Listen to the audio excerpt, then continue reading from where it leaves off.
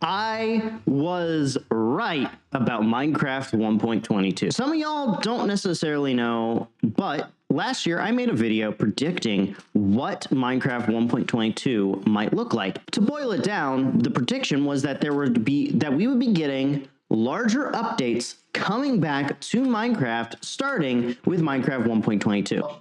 Hold up, but that doesn't match this whole drops thing, right, that Mojang wants us to be doing.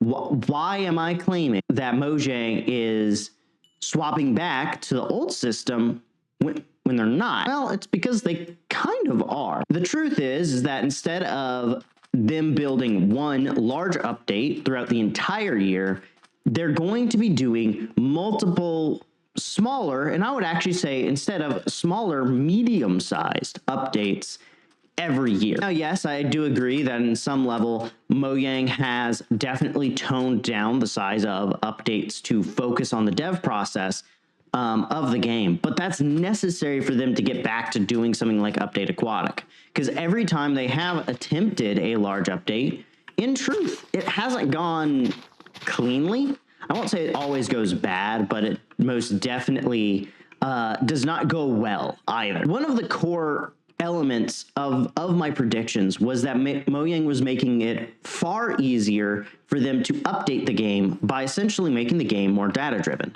And that is 100% true. If you look at go to the Minecraft wiki to just check on the data pack version updates, you'll notice an interesting trend. The data pack version for 1.20.4 is a version 26. Minecraft 1.20.4 was released on December 7th of last year. That means that if we continue with the pace that we have been going for, more than half of the changes to data packs, now mind these changes vary from very small to massive, and some of the more recent ones have been huge. That means that more than half of those updates have happened in less than a year.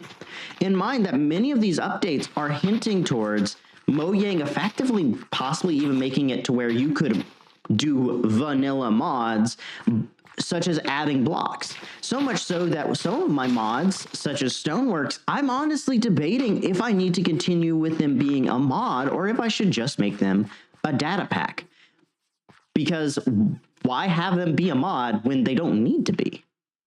Overall, this next update is 100% going to be much smaller, and its main focus is based on leaks is essentially a new biome and a couple mobs, as well as the addition of bundles. I know that some people will use that to say, well, that just means that they're finishing caves and cliffs. We're still in caves and cliffs. I disagree with that, and you know what? You can have your opinion.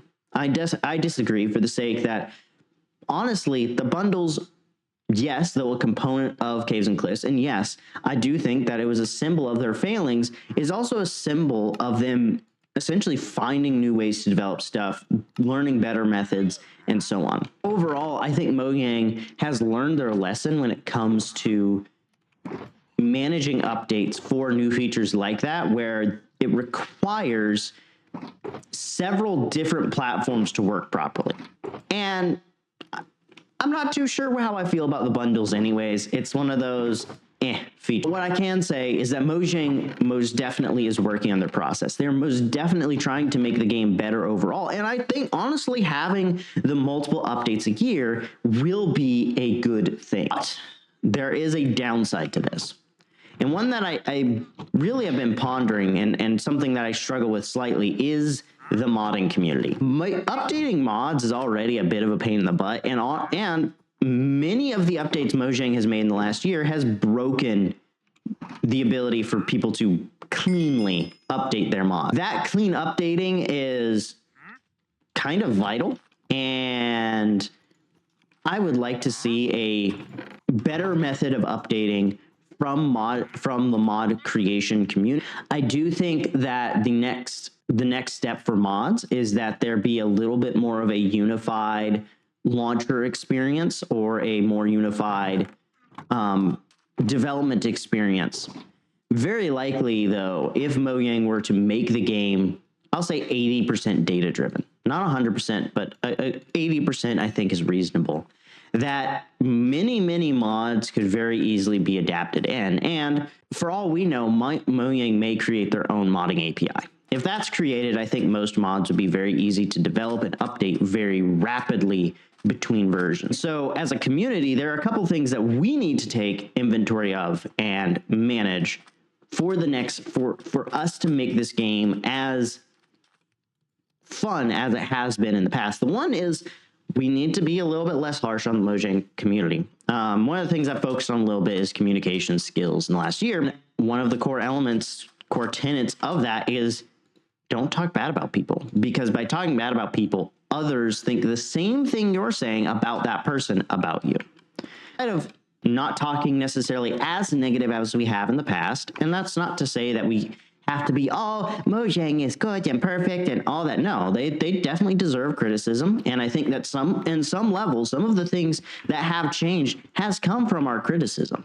But the difference is that it came from criticism from people like Exumavoid and other keystone members of the community that sat down and said, hey, what you're doing is just not that great.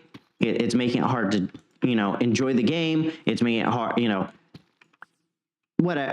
however they've put that feedback, they've put it in a manner that it is easy for the developers, or really probably the developers management, to take it, understand it, and use it.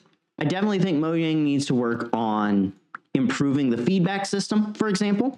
I think that currently the feedback site is, I'm not going to say useless, but it is definitely not something I'm going to actively try to use to provide feedback. I'm just going to go on Twitter. I'll maybe go underneath a comment talking very close to one of the features I'm talking about from one of the developers and just mention my idea. Because to me, the feedback website is kind of meh. I would like something that's integrated into the game personally. I think that would be the most fun, or not the most fun, but the easiest method to go for. Overall, though, I just have to brag a little bit and say I was right about this video right here. So thank you guys for watching. This is Negative Light signing out. God bless y'all. Have a wonderful rest of your day.